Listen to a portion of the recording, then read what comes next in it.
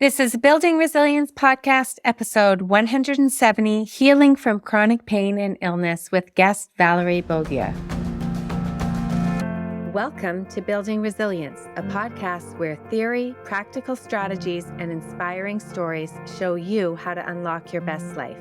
I'm your host, Leah Davidson. As a certified life coach, speech-language pathologist, and nervous system resilience expert, it is my mission to teach you how to be more resilient to life's adversities.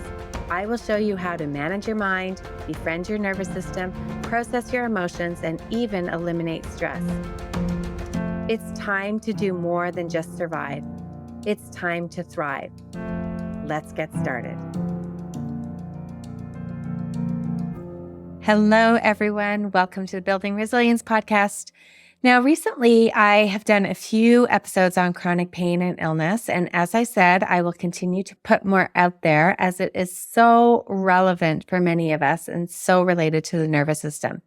And I decided today to bring on a guest who is a fellow Canadian coach who is just as passionate about healing chronic pain and illness as I am. So I wanted to talk with her about her own personal journey and some tips that she has for people. But before I tell you about her, I wanted to share, in case you've missed it, that I have a new way to work together. It is called Connections. It is a monthly membership for those who want to personally do the work to learn and befriend their nervous system and heal and really transform their life. I'm super excited about it. It's a mixture of video modules and live calls for your learning. There's live coaching, there's live support and connection calls, and there's going to be a bunch of bonus workshops.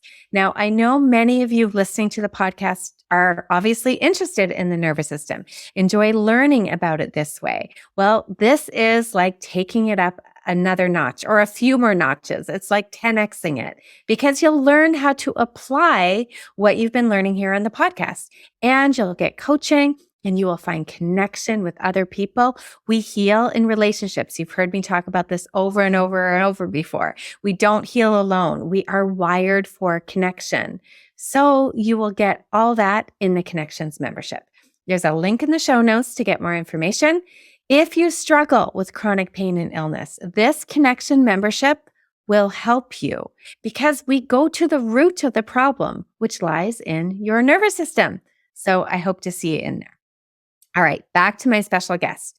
Valerie Beaulieu is a dedicated and passionate mind-body life coach. She's a certified athletic therapist, the mother and stepmother of 4 beautiful daughters, and an entrepreneur whose purpose is to make a significant impact in the field of holistic health. She is also the founder and owner of Proactive Athletic Therapy in Carleton Place, Ontario. Valerie's clients not only benefit from her professional expertise, but also experience a sense of empowerment as they learn to take an active role in resolving their physical pain and symptoms. Valerie's dedication to transforming the lives of those not only struggling with chronic pain and migraines, but also those who want to feel empowered, healthier, and calmer in their everyday life. She has earned her reputation as a trusted and compassionate figure in the health and wellness community. Valerie's unique approach revolves around the integration of mind-body tools, harnessing the transformative power of thoughts and emotion. She firmly believes that addressing the root causes of pain involves more than just physical treatments. It requires a holistic understanding of the mind-body connection. Through personalized coaching sessions, she guides her clients on a journey of self-discovery, helping them to tap into their own innate healing capabilities. So you probably know why I wanted to talk with her, because we have so much in common. Our philosophies and our view on this holistic mind-body component is so important. So I hope you enjoy the interview. Welcome, Valerie. I am so happy to have you here, and I am so excited to talk with you about this topic. But before we jump into the topic, just if you could take a few minutes to just informally introduce yourself so the listeners can get a sense of who you are and what you're all about. Yeah, thank you, Leah. I'm also very excited and honored to be on your podcast today. So my name is Valerie Beaulieu. I'm a certified life coach through the Life Coach School. I know you got certified through that school as well.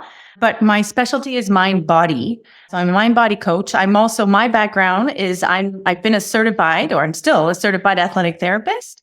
and have been for almost 17 years. So my background has been treating orthopedic injuries, anything related to acute sport or non-sport related injuries, chronic as well. So that has definitely my background.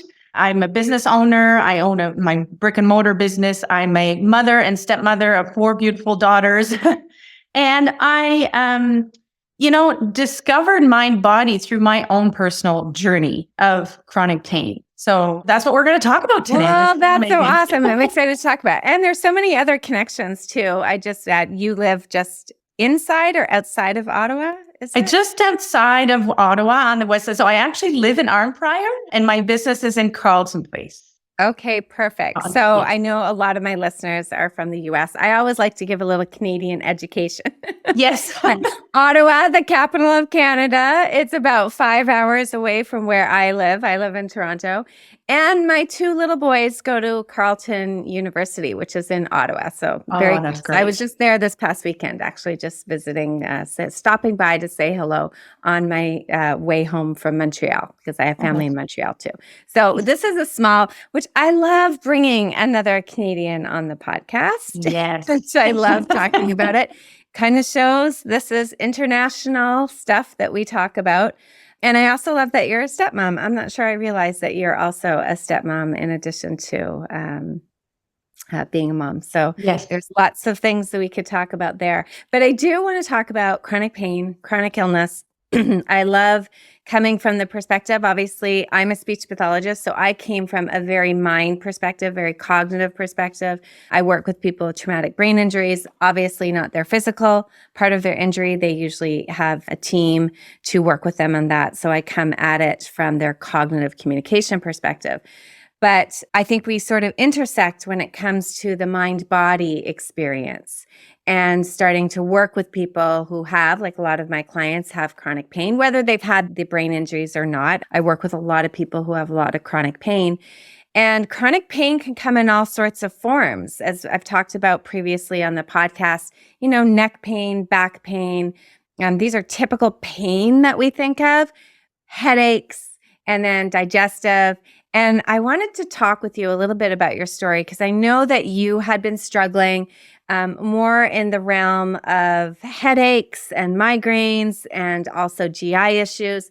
So I just wanted to share with people, when I talk about chronic pain and illness and how it's related to the nervous system, this is kind of the illness part and the pain part with headaches and so forth. But so if you could just share with us a little bit about your story.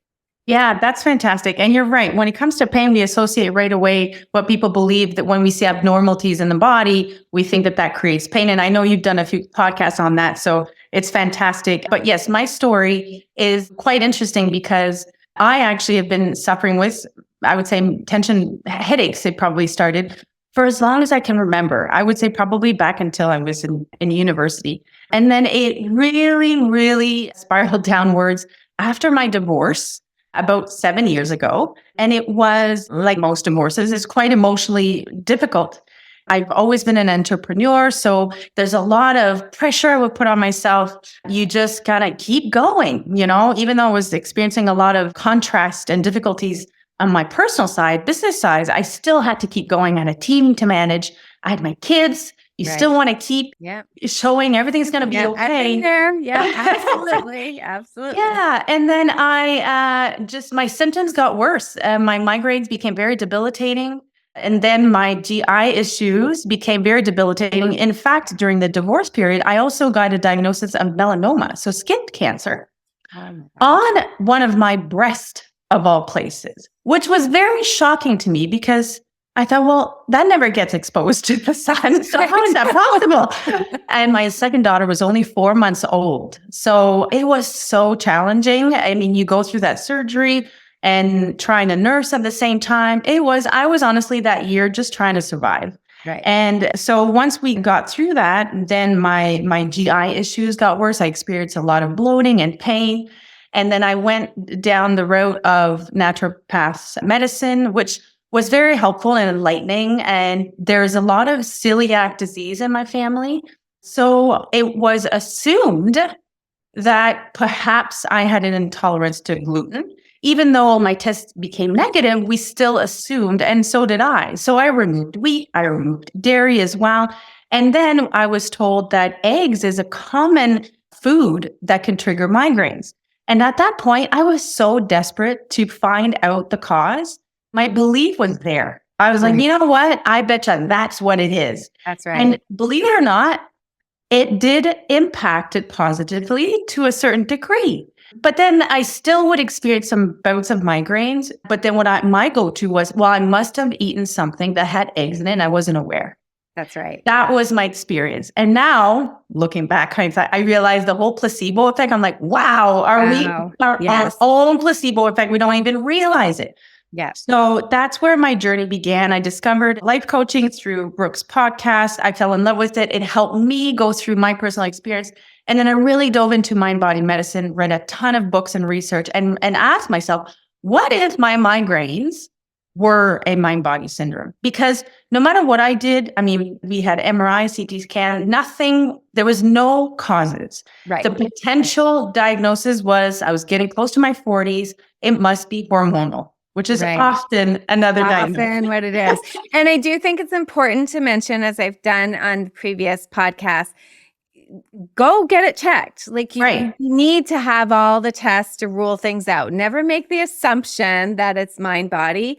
Usually what happens is we rule out all the structural causes. And then if there is nothing, or you just get this generic label of, oh, you're getting older, it's hormonal, or for me, it's IBS or something. These are real labels per se. But the next step is we need to rule in the mind body. How much is the nervous system involved? How much is stress a factor? How much is the communication with mind body? How much has the brain learned these symptoms? You're absolutely right. And that's where I was like, okay, that's when I started to question everything, because we had ruled out everything, and medication, the strongest medication for migraines, didn't even work. And that's where I was like, okay, I'm not living my life like this. There's got to be a deeper reason. And sure enough, when I studied all this, I realized, wow, I went through a lot of emotional stressors. There was a lot of contrast, a lot of difficulties I went through. And although I didn't at the time realize that I was suppressing emotions, I mean, I'm French. I speak a lot. I'm very passionate. That's what my family tells me. And I have no problem sharing how I feel. So I assume because I can share my feelings, I don't suppress emotions. I sure do. Wrong assumption. Yeah. And this is where the whole behavioral, personality traits comes in, because with some of the studying I've done with a lot of Alan Gordon studies he's done too, as well as common personality traits can be, or behavioral traits can be, triggers for chronic pain. So this is exactly what I discovered that I was experiencing. And through becoming aware of my beliefs around my diagnosis, around my pain, around even what I experienced or circumstantially, were causing emotions that were putting my brain into this high alert state, dysregulating my nervous system. Clearly, my body was trying to tell me this. And that's what I focused on and completely healed. Now, I don't experience migraines anymore, and I don't experience IBS symptoms anymore. I now can eat eggs, wheat, dairy, you name it. Whatever. Yeah. I love that. So let's dive into it just a little bit more, because you touched on so many things that I want to circle back to. One of the things that you mentioned is that there were some common behavioral triggers of the chronic pain. You had mentioned common personality traits, which I think is a big one. It's one that I probably am going to do a full podcast episode, upcoming episodes on it. And that's not to shame or blame people or for them to be thinking, oh, I caused this. But it is just to note we have certain patterns. And I know the way I share and teach my clients, a lot of our personality patterns are actually adaptations that we made from a very young place. So brilliant little Leah created an adaptation to survive in whatever it was she was going through. And it just continues on to the point that it ends up feeling like it is a personality trait, and it is the way that I function and the way that I work. And some of these personality traits, we put a lot of pressure on ourselves. and it can trigger some of these symptoms. So we'll dive into that probably in a separate episode. But I want to play around with the other one that you mentioned, this idea about the limiting beliefs that you had and the limiting emotions that you have. And that ties really nicely into what we talk about with life coaching from a cognitive perspective as well, that what you choose to believe will impact your result, and which is sort of the placebo as well that you already mentioned. Believing that this was the cause, believing that this is the solution really has an impact. So can you share a little bit more about this idea of limiting beliefs and emotions about your diagnosis? How did that impact you? Absolutely. So, and it is the number one thing I work with clients with any of their pain or symptoms. The first thing we need to become aware is what they are. And sometimes, for people, sometimes it can be hard to know what they are, because when you strongly believe about something, it becomes a fact to you, right?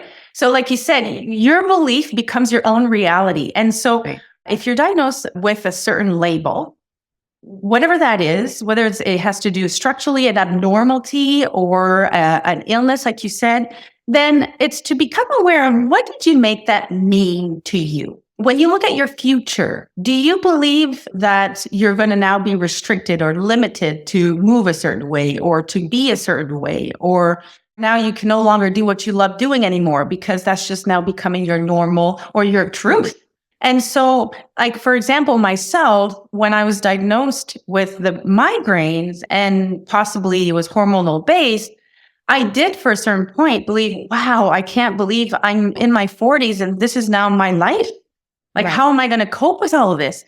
And so every decision I made was based on that belief. Same with my IBS issues, because I was no longer able to eat eggs and wheat and dairy.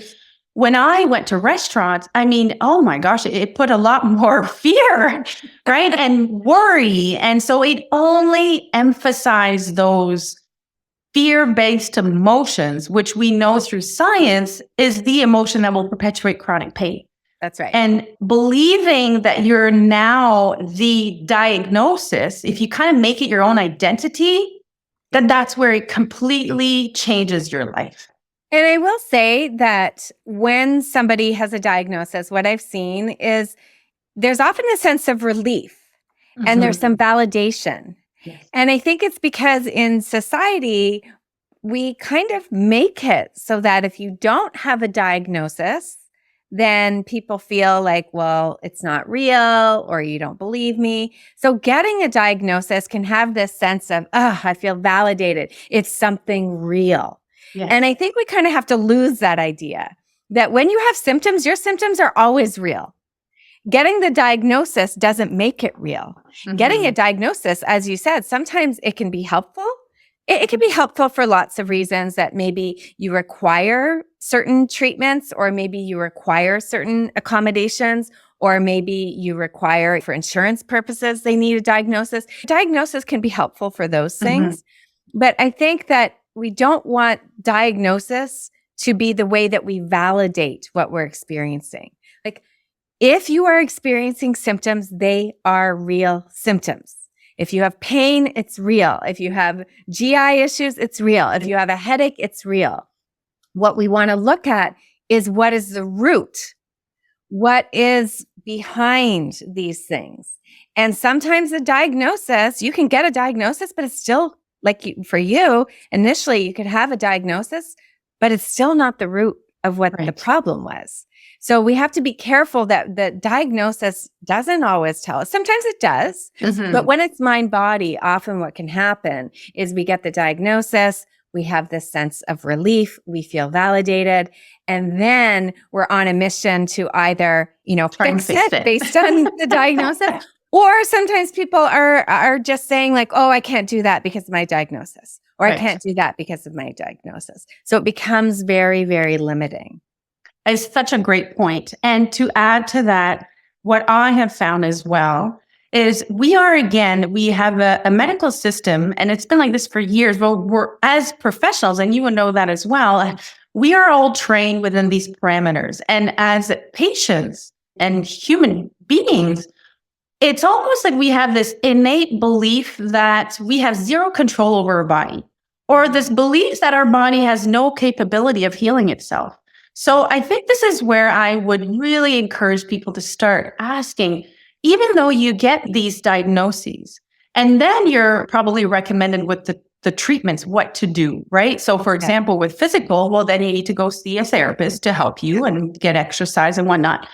But what if instead of continuously looking externally for the solution, what if we take a moment and really assess and do some introspection and just look at yourself and be like, what am I feeling here? What is really, truly going on that could be, the message my body's trying to tell me? Like, this is how powerful our body is. And we do have the capability with our beliefs and our emotions to heal our body 100%. And there's enough scientific evidence to prove this. We just need to become aware of it, and we just need to allow it to come, right? Because if you're continuously just putting that responsibility on doctors, massage therapists, physiotherapists, athletic therapists, you name it, then it takes that empowerment away from you and that sense of agency to take over also, or to gain some of that responsibility, which is so powerful. Yeah. And I think you're also right when you talk about sort of as a system, we fuel that because obviously we throw labels on things. We require, insurances require labels.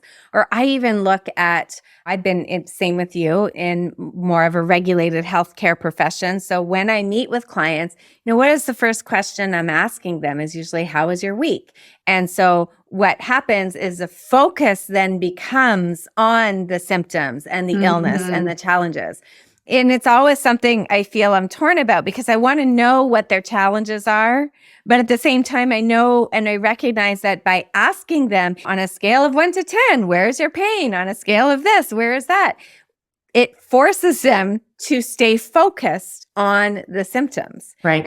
And then when I'm in the session with them, my recommendations are to, let's not focus on the symptoms so much. Let's turn and focus on these things. So it becomes a bit of a catch-22 for them. And I do feel for patients as the community, the healthcare community, we sort of are teetering as well on, we have this scientific information over here. How do we learn about the symptoms without reinforcing and validating the diagnosis? And it becomes very, very chaotic inside dealing with all these things. Yeah, absolutely. And it can become very confusing. And sometimes too, what I've experienced is because we're so used to thinking on the pragmatic side, right? With our conventional system, it's all about, physical diagnosis. Let's do all the testing to see the actual structure of the body, the mechanics. What is the problem? That is our go-to all the time.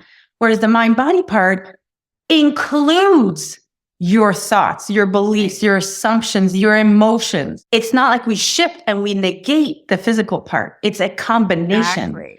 And that's what's so important to realize. It's not to invalidate what is going on physically, but what if what is going on physically had nothing to do with your symptoms?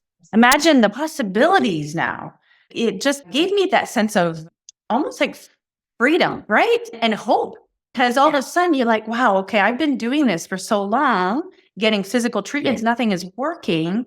Then what if I tap into my emotions? Because people are aware that when the word emotion is energy in motion. This is science. This is physics. It is energy that is meant to move in our body. And when we talk about suppressed emotions, it's emotions that really are stagnant in your body somewhere. And like you would know the expert in nervous system, right? It tells you what's going on. The danger signals. Lights on. There's something going on. Yeah. So one of the tactics or approach I will use to help my clients become aware of where they're at emotionally is there's two main emotions we live by every single day. It's either fear-based emotions or love-based emotions. And so when I ask, when you wake up every day and you assess your day, if you look at even this past week, where do you think you're every day when you're taking action? Is it fear-based or love-based? And a lot of times people think, well, I'm never afraid. So it's definitely not fear. But hold on a minute. Fear-based emotions comes there's lots of superficial layers that'll come through. So anger, frustration, self-doubt, anxiety, self-criticism. That was my biggest thing. A lot of self-judgment, self-criticism that creates that fear inside you. That's right. So it's to become aware of what's your dominant feeling every day. Right. And that will tell you it'll give you a good indication of what your nervous system probably is stuck, right? Exactly. Yeah. Yeah. And I use it with my clients. I say, are you wrapping it in like a bubble wrap of fear or danger? Or are you wrapping it in a bubble wrap of safety? And usually it's when you have, I mean, we know that things aren't so binary, but when you have something simple like that, what is that leaning towards? Fear or leaning towards love? And it gives you our danger and safety. And it gives you the idea of where you're at. And when you are starting your day or living your life wrapped in danger, chances are you're going to have a lot more symptoms and they're going to be amplified versus, it's not to say that when you're wrapped in the safety and the love that we don't ever get symptoms. Life is up and down. You are going to go through different challenging times, but I think it definitely leans us in one direction or the other. And that's so good, the analogy you use. I like that very much because, personally, I look back when I was experiencing those symptoms at my worst time, I realize, so my personality trait is definitely on the perfectionism side and a bit of people pleasing, but it was just one of those, I've been brought up, you just keep going. You work hard. You just got to do. It's very much in the masculine energy. Yeah. And then when you experience that, when you really think about it, there's a sense of control, right? It's like you want to feel in control of your life, but that really comes from fear because that means there's no faith. You're not trusting yourself. You're not trusting what is meant to be is going to happen. Yeah. And so just that stems from a feeling of fear. So being like this every single day at all times definitely puts your brain in high alert. Yeah. Yeah. I do want to go back and touch on when you were saying we're not negating the physical, we're including the emotions and the thoughts. And I loved how you worded that. And it reminded me of something that Dr. Howard Schubiner, who's a big pioneer and researcher in this area, and he meets with people. And one of the things he said is a lot of physicians, he's a physician himself, they will meet with clients and the clients will come and they'll list off all their symptoms. And then, as he said, you make the test and make the diagnosis. What is different and what he advocates for is we also need to be asking them what was going on in your life when this happened and what your past experiences have been. And when you have a whole picture where you're including the thoughts and the emotions, that may change what you're going to make the diagnosis of. And I love when you mentioned that because we're not saying it's one or the other. We're saying to have an accurate, we have to look holistically at the person. What's going on physical? Yes. Often those are just like the signals. This is to get your attention. Pain is a great way and symptoms a great way to get you to pay attention. And it's often as more of a last resort. There's probably been other little symptoms that have been knocking at your door, but in your busyness of life, you just, push it aside. Whereas pain and some symptoms arrive and they're like, yeah, you're not gonna skip over me this time. But then turning to what else is going on here? Is this something that is what kind of stresses in your life? What kind of adversities? What's happened in your life previously? All these things to be considered to form that overall picture, which means when we do treatment, that we have to also be treating it holistically and not just treating the physical, but also treating what's going on emotionally and thought-wise and their beliefs, because that's really going to impact their ability to make headways in recovery. It is so good what you just said. And I see it every day with my clients and even in my clinic when we treat injuries is, for example, there's one client right now that pops into my head about this and he's super young. He's in mid-30s and he's already had a hip replacement, but he has experienced physical symptoms and pain from hips, back, knees, you name it, and went through the whole realm of testing and the typical route that we all do. And then, but again, nobody's asked or paid attention to what has gone through his life. And when we dove into that, well, it was so interesting to hear that he had lost his mother a year prior to all of his symptoms really starting. And that's when it kind of went downhill. And even though he felt he coped and grieved well and he was fine, there was still some beliefs and emotions that were very much wrapped around that circumstance, but also impacted every day with his work and whatnot. So it is so important, like you said, it's about looking at both the body, the mind, the emotions, because without the mind and the emotions, we wouldn't really honestly have a functional body. And there's enough science showing that our emotions impact and our beliefs impact our emotions, and our emotions impact us at the cellular level of our body. It impacts our immune system. It impacts our blood, our cells, the genetics, everything. So it's so powerful. But you're right. When you experience the symptoms, I would encourage people to, instead of right away going to that fear-based of, uh-oh, what's going on? There's something wrong going on. I got to get looked at. And that panic comes in. What if we looked at, okay, well, what is my body trying to tell me right now? What's going on emotionally? What am I experiencing? Doesn't have to be the day of. It can even be the week prior or the month prior. Is there a lot of stress going on? Yeah. Yeah, and I love that, not getting, and that's hard to do, obviously, and that's where I think we do need to sort of rewire what our reactions are. But we also know, if you think of anxiety, when people experience anxiety, often what trips you up is the anxiety about the anxiety. And you'll have a feeling in your body of anxiety. The body and the brain want to be aligned. So the body's like, the brain's like, oh, what's going on in the body? I feel anxious. So it seeks to create the stories to find the reasons why the body's feeling that way. And then we just get stuck in this vicious loop. Noticing the symptoms, and instead of that judgment and that fear-based criticism, turning to it as sort of that curiosity of the scientist. Oh, I wonder what else is happening in my life. What is the symptom trying to tell me?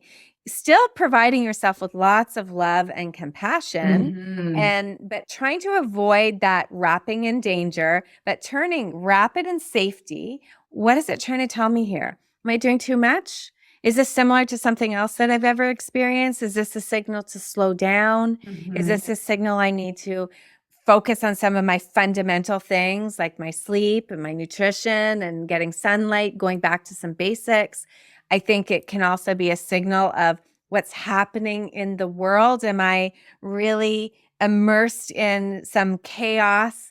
Am I constantly glued to my phone, my computer, back-to-back meetings? Am I really engaged in this high-pressure society, watching the news all the time?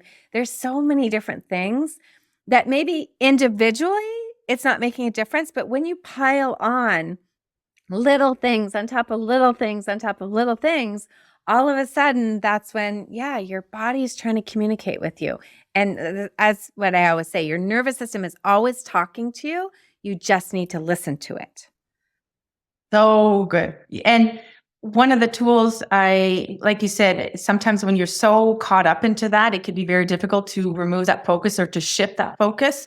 One of the practices I encourage my clients to do at first is, let's try and shift your focus to gratitude, right? Like you said, because we're so caught up in our everyday life and things are so busy, we forget to pay attention to what really is good in our life. And about yourself, you sent the word self-compassion and self-love and self-acceptance. It is so crucial when it comes to chronic pain recovery. That busyness of life can foster that unawareness of self-care, right? Which is so crucial. And when we talk about self-care, we assume, that's what I was doing during my worst times. I was exercising, eating well.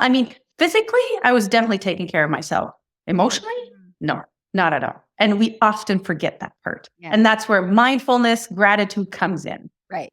And I also think the energy that we do things, because sometimes I will have clients, this is actually quite common for a lot of my clients who have experienced a brain injury. They'll say to me, Leah, I'm doing everything that everybody tells me to.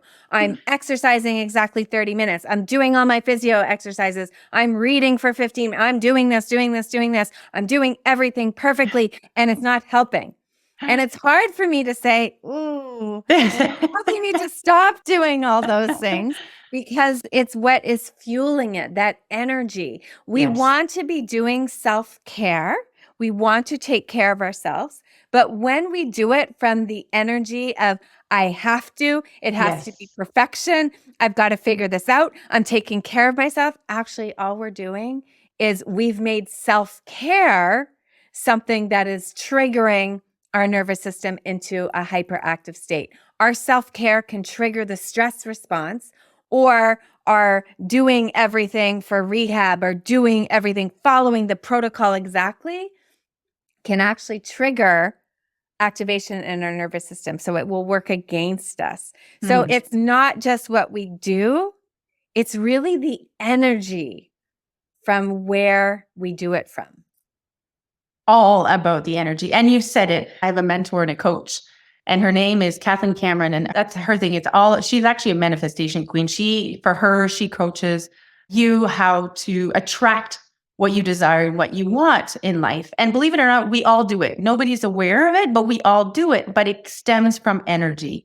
And that's what I realized when I did this work for myself, is that intensity you just explained, that urgency to want to fix things and to make sure things are going the way it should be in your life. You want to feel in control, was all masculine side. And when we say masculine, has nothing to do with, it's just more the doing part, the action taking. And that's how I lived my life every single day. And that was 100% fear-based. It was 100% worry, fear-based. So when I was taught to just pause, take a moment, and really tune into my body, and it's okay to sit and read a book that has nothing to do with my work or what I'm teaching. It's okay to say no, that you don't want to do something that you want to do for other people, that you want to take care of yourself emotionally. So it was a big shift, but it is so doable. And it is so impactful once you're able to balance those two energies. Yeah. Very important. And I think the energy work is so important when we're doing with a chronic pain and illness, because when we are in this regiment of, I have to figure this out, I have to fix this, it does keep us activated, keeps us in the stress response. I use the analogy with my clients of my husband bringing me flowers. The action of him bringing me flowers would be great, although he knows not to bring me. I'm not a flower person, I'm a chocolate person. But he knows if he shows up with flowers and is just like, here's your flowers, I knew you'd be ticked off if I didn't get them for you for Valentine's Day, versus I want to get her flowers because I love her. I know she loves these flowers. It's going to make her day. The act is the same of him arriving with flowers. The energy is dramatically different. And don't be fooled. I would be able to tell very quickly if he was giving me flowers because of like, here's the flowers, I know that you're going to be mad if I don't give them to you, versus like, I saw these, I thought of you, brings me so much joy, here's your flowers. Like, you feel that energy, your body feels that energy, your nervous system feels that energy. So when we go at trying to quote unquote solve things, if we go with this mandate, I have to figure this out, we're literally sending messages of danger to our brain. Oh my gosh, she has to figure this out because this is a matter of life or death. Versus, I am curious about this. What's going on? What could I do for myself that is going to be compassionate, that is going to be kind, that is going to feel inspiring and uplifting? A whole different energy. One is going to help calm me and regulate me. One is going to jack me up into survival mode. So powerful, and that's exactly how I feel now every time I experience symptoms, or I still will get some pressure. I call it more like a headache pressury. What happens, my reaction or my go-to is right away, interesting. What am I experiencing right now? What is my body trying to tell me? As opposed to, oh my God, here we go. I got to fix it. I'm stressed. I got to do something to calm myself down. So it's like telling someone who's yelling at you, can you just calm down? It just makes it worse. Relax, just relax. Nobody in the world has ever relaxed by somebody yelling at them to relax, which is essentially what we're doing to ourselves. Yes. Right. Yes. Yeah. Well, I could keep talking with you about this over and over and over. So thank you so much. I think there's a lot of good take-home lessons here, especially this last one of really talking about the energy and really the idea of your beliefs about your emotions, your beliefs about your diagnosis, your beliefs in your ability to bring healing to yourself. We're not saying to ignore the physical. We're saying that you need to include your thoughts and your emotions with the physical. It needs to be sort of a holistic approach. And what is the energy that you're taking towards the holistic approach? So do you have any final things that you just want to throw out there, little nuggets for anybody to take away? Oh, there's so many, I honestly, I think would say that if you can start being open to the possibility that your pain can actually go away and that your body is actually stronger than you think it is, just try and shift your perspective a little bit. If you notice you tend to want to go to the negative parts, to focus on what you cannot do versus what you can do, I would say to just start every day to question yourself, to question your belief, and to trust that your body is way more powerful than we think, and to trust your ability, like you said, to heal yourself. But it's to just simply, when it comes to the medical part, is to include your mind and your emotions, your beliefs and your emotions in your whole, I guess, treatment. See, I don't really like the word treatment because I find it's negative, but in the recovery, it's like that healing journey, right? The transformation. The journey. Yeah. And with that, I'll just also add, surround yourself with people who will support that. Yes. Surround yourself with those that you feel a connection with, that are maybe on their own healing journey. I think it's very powerful to know that healing heals in relationships, healing heals when we're connected. So I think that's the power of finding a coach, finding people to support you, because sometimes we are feeling like we're doing it alone. And again, when we're in alone, it often, we feel like we're in a stress response and we'll get activated because it does trigger, or deactivated, it does trigger, the loneliness, the helpless, the hopelessness. So we want to find as much support as possible. So speaking of that, where can people find you? You can follow me on social media. I am on both Facebook and Instagram. If you type in Valerie Beaulieu, my last name is Beaulieu, Mind Body Coach. You can follow. I've got some great tips and advice on things that people can do every day. And then I own Proactive Athletic Therapy, which is an athletic therapy clinic in Carleton Place. If you go on the website, Proactive Athletic Therapy, there is the chronic pain program, which is what I do in my program. So you can also reach me there. Amazing. Amazing. Thank you so much for being here. Thank you for sharing your story, sharing your wisdom, for the work that you're doing, putting out in the world. And I really appreciate having you here. Thank you, Leah. Same. I really appreciate it. And I'm very honored to be on your podcast. Awesome. Have a great week, everyone. I'll see you next time. Thank you for listening to the Building Resilience podcast. If you're interested in learning a little bit more about managing stress, building resilience, and leading a more purposeful life, then make sure we're connected on Instagram and Facebook at Leah Davidson Life Coaching. You can also subscribe to my weekly newsletter at www.leahdavidsonlifecoaching.com/newsletter. Looking forward to connecting.